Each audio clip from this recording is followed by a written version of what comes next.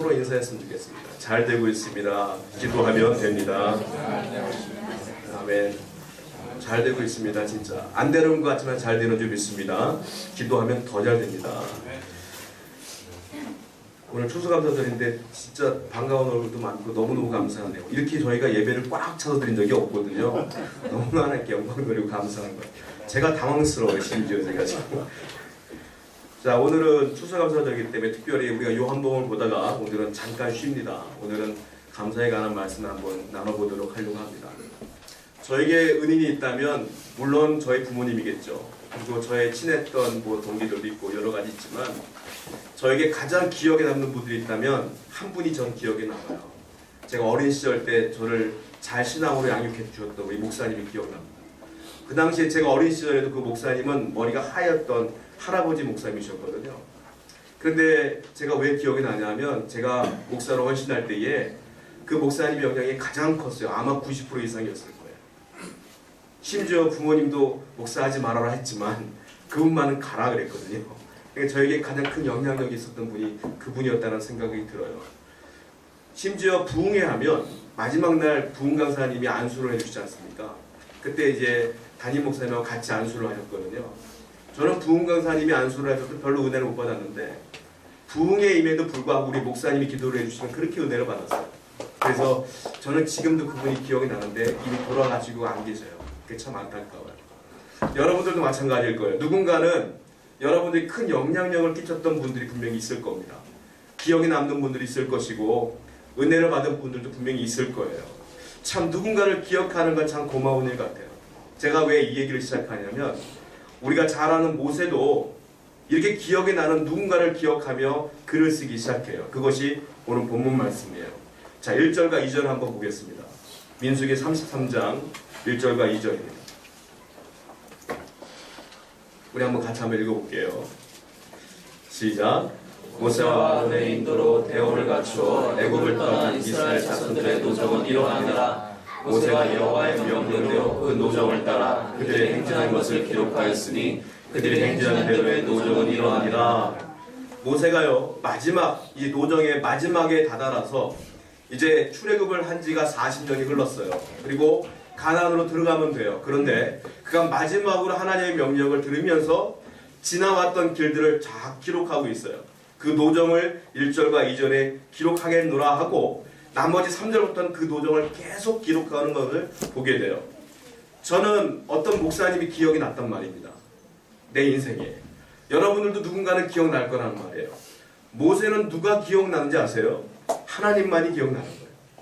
아버지만이 기억나는 거예요. 아버지가 40년 동안 나를 인도했던 것이 기억이 나는 거예요.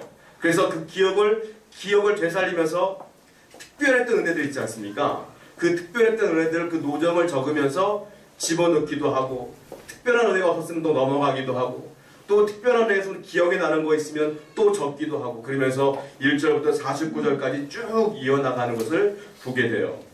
자, 그런데 우리가 어떤 얘기를 하고 싶으냐면 모세는 1절부터 49절을 보면 감사가 철철 넘쳐요. 너무너무 감사하는 일들이 철철 넘쳐요. 도대체 무엇이 이렇게 감사했느냐? 40년 동안 집도 절도 없이 먹을 것도 별로 없이 살던 모세가 무엇이 그리 감사했기에 그 감사를 49절이나 되는 그 가운데 썼을까? 그런 생각을 하며 한 말씀을 봤으면 좋겠습니다. 우리 3절과 4절입니다. 본문 3절과 4절 한번 보세요. 읽겠습니다. 시작. 그들이 셋째 달 15째 달에 라암셋을 떠났으니 곧 6월절 다음 날이라. 이스라엘 자손이 애굽 모든 사람의 목전에서 큰 권능으로 나왔으니 애굽인은 여호와께서 그들 중에 치신 그 모든 장자를 장사하는 때라. 여호와께서 그들의 신들에게도 벌을 주셨더라. 이것이 무슨 말이냐면 출애굽을 했을 때가 언제냐? 6월절이 지난 그 다음 날이라는 거예요. 뭐라고 써 있습니까? 첫째 달 15째. 그러니까 정월 보름 정도 됐겠죠. 그때 출발을 한 겁니다. 그날이 언제냐면 6월절이 끝난 다음 날. 6월절이 뭔지 아시죠? 애굽의 장자가 다 죽었습니다. 그것이 6월절이에요. 예수님이 어린 양의 피를 발랐고 그 죽음의 그림자가 그 집안을 넘어갔지 않습니까? 그 6월절이잖아요. 그 사건이 벌어진 이후에 장자들이 다 죽은 다음 그리고 출발을 한 거예요. 모세가 이것을 왜 기록했느냐면 3절과 4절은 정반대의 개념이거든요. 3절은 은혜입니다. 3절은 왜냐? 우리가 이제 라암셋을 떠났다, 출발했다 이 말이에요. 4절은 은혜가 아니에요. 4절은 이스라엘을 대상으로 말한 것이 아니라 애굽인은 이렇게 시작하거든요. 애굽인에게는 은혜의 날이 아니에요. 그날은 어떤 날이에요? 그 모든 장자가 다 죽었어요. 곡하는 날이에요. 그리고 어떤 날이에요? 그들의 신들도 하나님이 벌 주신 날이에요. 그 신들이 다 깨진 날이에요. 그런 날이에요. 이 3절과 4절은 전혀 다른 의미로 다가오고 있어요. 모세는 왜 이걸 기록했느냐면 이스라엘 사람들이 노예로 있을 때에 얼마나 많이 해방하기 위해서 노력을 했겠어요. 그러나 그들의 힘으로는 도저히 이 일을 감당할 수가 없었어요. 그때 그들이 기도할 때 그 신음의 소리를 들으시고 하나님께서 직접 그들을 모세를 보내서 출애굽을 시키셨다 이거예요. 그 가운데 10가지 재앙이 막 넘쳐나잖아요. 그리고 마지막에 장자의 죽음이라는 그 고통 가운데에 애굽인들이 처했을 때 어쩔 수 없이 놔뒀다 이거예요. 모세가 이 일을 왜 하냐면 우리가 한 일은 아무것도 없습니다. 하나님의 절대적인 권력과 권능으로 인하여 하나님의 힘으로 인하여 우리가 이제 출애굽을 시작한 것이고 이제 여기까지 와서 가나안까지 들어가는 겁니다. 이 의미가 여기 포함되어 있는 거예요. 즉 다른 말로 말하면 내가 무력할 때, 내가 아무 힘이 없을 때 하나님이 나의 힘이 되셨으며 내가 아무것도 할 수 없어 길이 보이지 않을 때에 오직 하나님만이 나를 인도하셨습니다. 그러니 감사할 수밖에 없죠. 모세는 그 얘기를 시작하는 겁니다. 여러분의 인생 가운데 이런 일 없어요? 내가 아무리 애를 써도 노력해도 안 되는 일이 얼마나 많아요. 그때마다 우리는 어떻게 해요? 절망하죠. 쉽게 설명하자면 호주머니에 돈이 사라질 때, 통장에 돈이 사라질 때, 내게 갑자기 질병이 몰려올 때, 우리 가정에 내가 헤아릴 수 없는 문제들이 발생할 때, 내 인생의 문이 닫혀서 답답할 때 어찌할 수 없는 상황에 우리 처할 때가 있잖아요. 그래 놀라운 건 뭔지 아십니까? 그 고통 가운데 어려움 가운데 무력할 때 그래 시간이 흘러보니까 지금 여기서 예배하고 있는 거예요. 우리는 어쨌든 간에 하나님께서 넘기게 하셨다는 거 아니에요. 통과시킨 거 아니에요. 모세는 거기에 감사를 하고 있는 거예요. 40년 동안 행복했겠습니까? 수많은 원망을 드리며 먹을 것도 없을 때, 기도 외에는 방법이 없을 때 그렇게 40년을 보냈던 모세가 그래도 감사합니다라고 얘기하는 거 아니겠습니까? 여러분 그렇습니다. 우리 감사해야 돼요. 뭘 감사해야 됩니까? 내가 무력할 때 그럼에도 불구하고 하나님 나를 인도하신 거, 거기에 감사하시기 바랍니다. 비슷한 마음을 가지고 사도 바울은 우리에게 조언하고 있어요. 성경을 한번 보겠습니다. 고린도후서입니다. 고린도후서 12장 10절입니다. 고린도후서 12장 10절 말씀을 우리 함께 보겠습니다. 앞에 잘 나와 있습니다. 보시면 됩니다. 같이 읽겠습니다. 시작. 그러므로 내가 그리스도를 위하여 약한 것들과 능욕과 궁핍과 박해와 공고를 기뻐하노니 이는 내가 약한 그때 강함이라. 그러므로 내가 그리스도를 위하여 약한 것들과 능욕과 궁핍과 박해와 곤고를 기뻐하노니 그 이유가 나와요. 왜냐? 이는 내가 약한 때에 강함이라. 내가 약한 때가 언제입니까? 내가 아무것도 할 수 없을 때를 말하는 거예요. 내가 약할 때가 언제입니까? 나의 무기력함을 증명할 때를 말하는 거예요. 나는 주여 아무것도 할 수 없습니다. 그런데 그때가 강해요. 왠지 아세요? 그때 하나님이 일하시니까요. 그때 하나님이 역사하셨으니까요. 그때 바울을 통하여 많은 사람들을 구원시켰으니까요. 여러분 그렇습니다. 바울도 그렇고 모세도 그렇고 똑같은 거예요. 내가 아무것도 할 수 없을 때 여전히 하나님이 일하신다. 거기에 감사가 넘치는 거예요. 여러분 비록 여러분들의 길이 막힐지라도 하나님은 여전히 일하십니다. 그걸 기억하시면서 오늘 이 추수감사절에 감사가 회복되기를 축원드립니다. 두 번째 모세는 감사합니다. 특별한 사건 두 가지를 이야기해요. 그것이 무엇이냐면 첫 번째는 마라 사건입니다. 두 번째는 아론의 죽음입니다. 먼저 마라의 이야기를 한번 볼까요? 본문으로 돌아옵니다. 민수기 33장 8절과 9절입니다. 한번 같이 읽어볼게요. 시작. 하헤이로 납을 떠나 광야를 바라보고 하다 가운데를 지나 여단 광야로 사흘 길을 가서 마라의 진을 치고 마라를 떠나 엘림에 이르니 엘림에는 생물 10들과 종려 70%가 있으므로 거기에 진을 치고. 다른 데는요 여러분 보시면 알겠지만 49절까지 보면 어디에서 떠나 어디에 도착했다, 어디에서 떠나 어디에 도착했다 이 얘기만 계속 나와요. 반복해요. 그런데 여기는 특별한 은혜이기 때문에 모세가 이것만은 정말로 남기고 싶다라는 생각으로 쓴 거예요. 마라의 은혜가. 마라가 언제 무엇이냐면은 이스라엘의 출애굽을 한 뒤에 맨 처음 만난 고난은 홍해입니다. 홍해를 넘어가서 두 번째로 만난 한 3일쯤 됐을 때 만난 고난이 마라예요.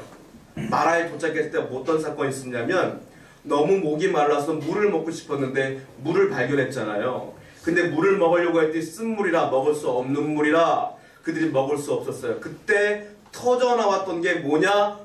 불평과 원망이에요. 이스라엘에 고질병이 있어요. 그는 어떤 일이 벌어질 때마다 불평하고 원망하는데 이 고질병이 처음으로 등장할 때가 어디냐? 이 마라예요. 마라. 처음으로 여기서부터 이 고질병이 시작돼요. 툭하면 원망하고 툭하면 불평하고 하나님의 은혜는 전혀 기억하지 아니하고 모세를 죽이려기도 하고 이런 사건들이 여기서부터 시작된다 이거예요. 자, 그런데 어떤 감사가 있느냐면 하나님께서 모세를 통하여 이 마라의 쓴물을 단물로 바꾸셨어요. 자, 여기까지 너무 감사하죠. 그런데 더 큰 은혜가 있어요. 뭐냐? 9절 말씀 제가 읽어드릴게요. 눈으로 보세요. 마라를 떠나 엘림에 이르니 엘림에는 샘물 12과 종려 70그루가 있으므로 거기에 진을 쳤다 이렇게 써있어요. 마라를 떠난 뒤에 도착한 데가 어디냐? 엘림이라고 하는 곳이에요. 쉽게 설명하자면 오아시스입니다. 정말로 목이 말랐는데 오아시스에 도착했는데 얼마나 큰 은혜가 있느냐면 그냥 물 하나만 있어도 감사한데 큰 샘물 몇 개가 있습니까? 12개가 있어요. 거기다가 종려나무 70그루가 거기서 살고 있는 거예요. 어마어마한 큰 샘물을 발견하게 된 겁니다. 자, 웬만한 사람들은 와 물이다 하고 물 먹고 끝나겠지만 모세는 이것을 기록한 이유가 있어요. 모세의 눈으로 보았을 때 너무 감사한 거예요. 왜냐하면 이 12개의 샘물은 이스라엘 12지파를 의미한다고요. 아, 지파 하나당 주면 되는 거예요. 딱 12개. 너희들 이 샘물 먹어라. 12개 주면 되는 거예요. 거기다가 종려나무를 세봤더니 몇 그루예요? 70그루예요. 이게 무슨 의미인지 아십니까? 이스라엘에게는 장로가 70명이 있었다고요. 그 70명의 장로가 똑같은 수의 종려나무 가지가 딱 종려나무가 있는 거예요. 모세는 깨달았어요. 단순한 오아시스가 아니구나. 하나님께서 마라의 큰 아픔을 겪게 하신 뒤에 우리에게 그 은혜 가운데 거하게 하시는데 어쩌면 이렇게 우리를 기억하셔서 정확하게 우리를 생각나게 하는 은혜를 주셨을까? 모세가 기억한 거예요. 두 번째 모세가 감사한 게 뭔지 아십니까? 마라에서 뭐 했어요? 불평했어요. 원망했어요. 그런데 하나님께서 화가 나셔서 그때 이스라엘 백성은 치면 끝나는 거예요. 그러나 하나님은 그 아픔과 원망과 불평 가운데도 꾹 참으셔서 그 죄가 있는 곳에서도 꾹 참으셔서 그들에게 은혜를 주셨다 이거예요. 이게 하나님의 은혜예요. 모세는 너무 감사한 거예요.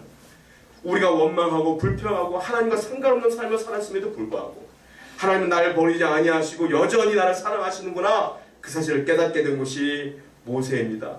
두 번째 사건을 통하여 또 깨닫게 돼요. 자, 성경을 또 볼게요.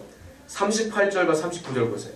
본문 민수기 33장 38절과 39절입니다. 같이 읽겠습니다. 시작.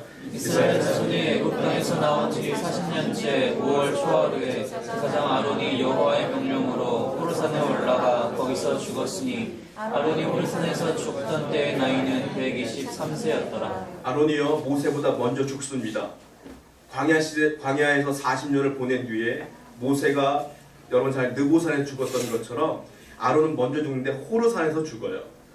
호르산에 죽는데 몇 세에 죽었습니까? 123세에 죽었어요. 장수한 거죠. 장수해서 간 거예요. 자, 모세도 이렇게 안 살았잖아요. 알다시피.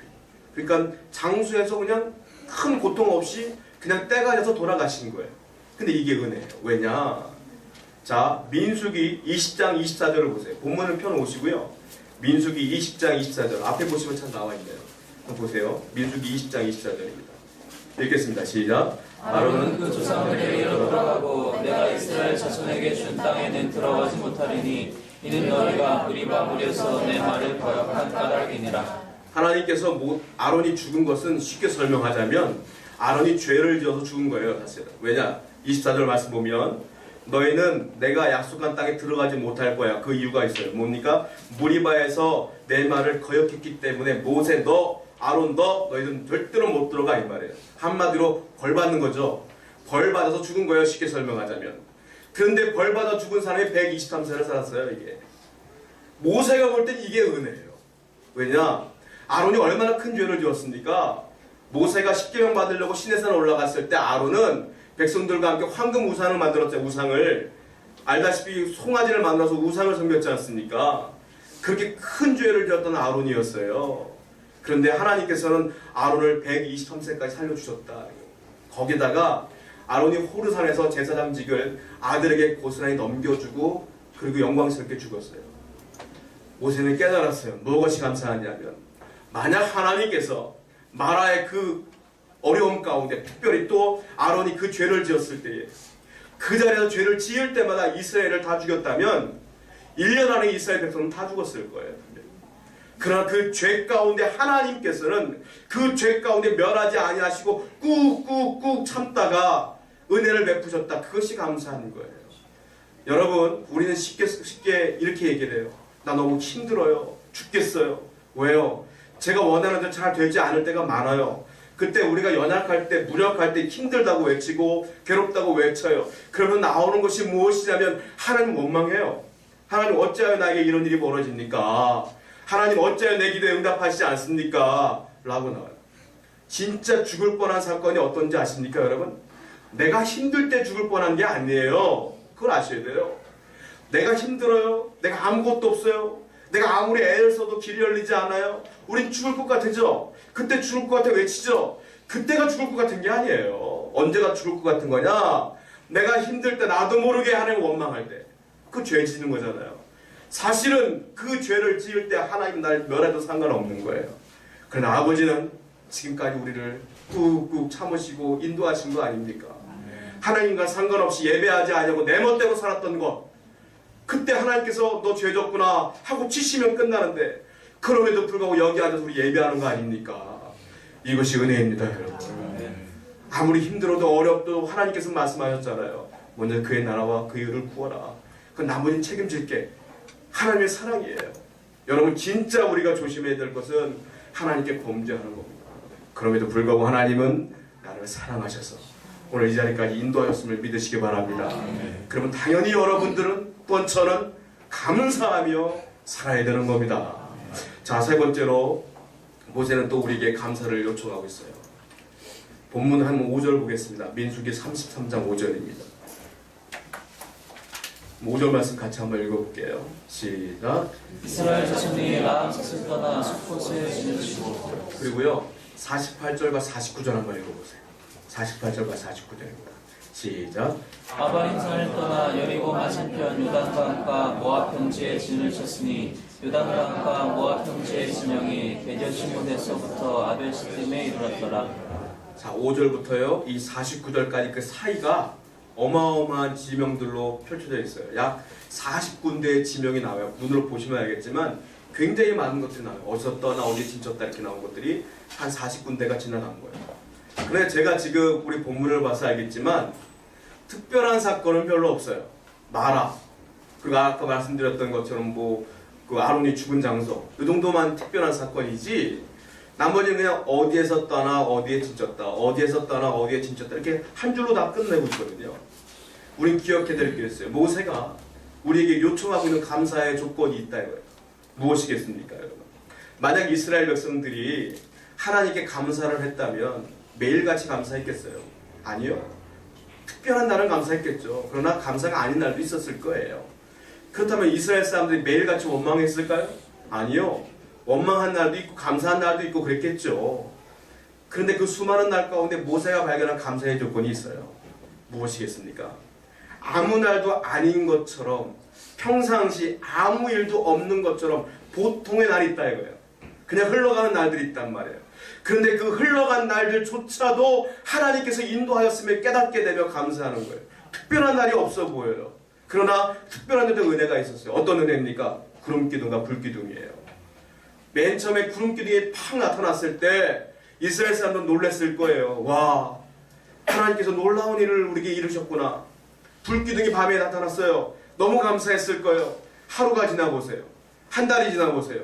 1년이 지나보세요. 그것은 그냥 일상적 일이 되는 거예요. 언제나 있었던 것처럼 아무렇지도 않아요. 감사도 없고 그냥 늘 있었던 것처럼 40년을 그렇게 하나님 인도하셨다. 여러분, 구름 기둥이 있었기 때문에, 불 기둥이 있었기 때문에 그들은 방향을 잃지 않고 똑바로 간 겁니다. 그 구름 기둥이 있었기 때문에, 불 기둥이 있었기 때문에 동물로부터 안전했던 겁니다. 밤에 불 기둥이 보호하고 있으니까요. 그리고 춥지 않았던 거예요. 그런데 하루 이틀은 감사했으나 시간이 흐르면서 아무렇지도 않았다는 거예요. 이것이 은혜예요. 모세가 생각할 때는 여러분들의 평상시의 삶을 보세요. 어떤 특별한 일도 없어도 하나님이 여러분들을 인도하셨기에 여기까지 온 거예요. 그것만 해도 감사할 것이 얼마나 많습니까? 그런데 우리에게는 이 감사가 식어질 때가 너무도 많다 이거예요. 두 번째가 어떤 은혜가 있어요? 만나의 은혜요. 처음에 만나를 만났을 때 얼마나 맛있었으면 몰래 많이 가져갔잖아요. 근데 그 다음날 다 썩어지니까 하루에 한 번씩 자기가 먹을 것만큼만 가져가지 않습니까? 그런데 어떻게 나중에 고기가 먹고 싶다고 원망하기 시작하지 않습니까? 평상시에 40년 내내 만나가 내렸고 40년 내내 구름기둥과 불기둥을 인도하셨음에도 불구하고 그들은 아무 감사가 없습니다. 그러나 모세는 한 번도 이걸 잊어먹은 적이 없는 거예요. 평상시에도 인도하신 하나님께 감사하는 거예요. 사랑하는 가족 여러분, 하나님의 은혜는 이와 같이 24시간 내내 지속되는 겁니다. 365일, 아니 우리 평생 하나님의 은혜가 지속되는 겁니다. 특별히 내 기도가 응답이 안 돼서 괴롭습니까? 아니에요. 그럼에도 불구하고 하나님이 여러분을 인도하실 겁니다. 그것을 기억하시며 여러분들은 오늘 다시 한번 감사를 회복하시는 귀한 날 되기를 다시 한번 축원드립니다. 아멘. 우리 찬양하고 우리의 마음을